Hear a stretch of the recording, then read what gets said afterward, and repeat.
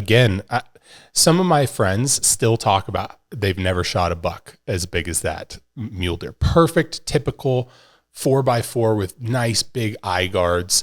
And my dad would always tell me, you're here.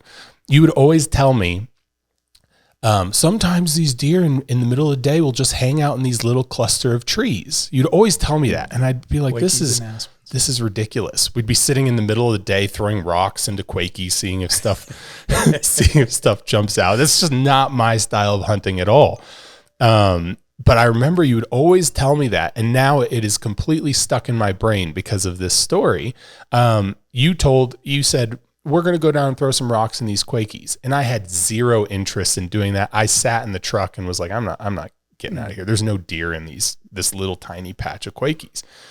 And you and Tracy were talking, throwing rocks into this little patch. And this is an open unit, public land. Open. And tell me what happened. Well, because I wasn't there. Little coulees and Tracy, he drove his Ram truck up and down these things that I never would have taken my truck out, and he just felt pretty comfortable with that. And so we got to this one area and, we're scoping around and stuff and not seeing anything. And so, and it is the middle of the day, probably 1 or 2 o'clock. Mm-hmm.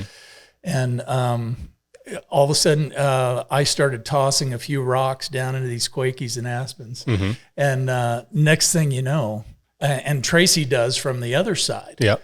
So you guys are on opposite sides throwing rocks into these Quakies. Yeah, and it wasn't that big of an area at all. You remember. Yeah.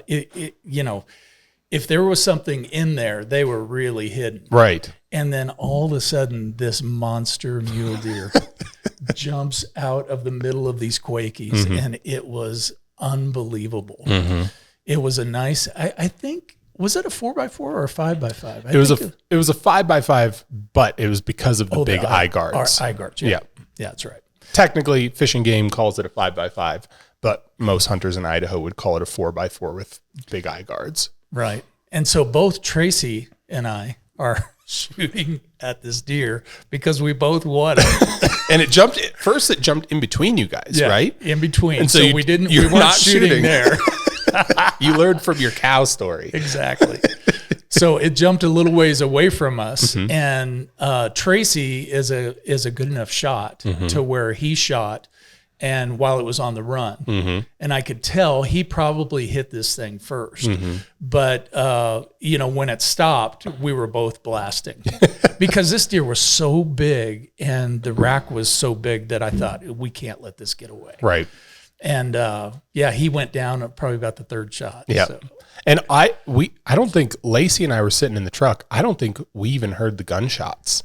Really? No, I don't think so. I think you guys all of a sudden were coming up going, we got one. Yeah. And we're like, what? Yeah. How did you get one in that little patch of Quakies? Yeah. But that still is one of the prettiest, perfect, typical bucks that I've seen.